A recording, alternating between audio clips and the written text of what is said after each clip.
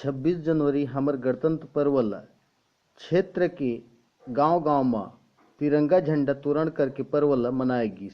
लेकिन मौसमी कुदरत के प्रहार ले झेलत स्कूली विद्यार्थी लइका सहित जनगण मन घलव एकर मार ले नहीं बाँच सकिन। और आफत के बेमौसम बारिश के गुदगुदी के साथ जिला मुख्यालय के करीबी ग्राम पंचायत कोड़ातरई में सरपंच गोपी चौधरी द्वारा झंडा तोरण कर तिरंगा फहराए गिस।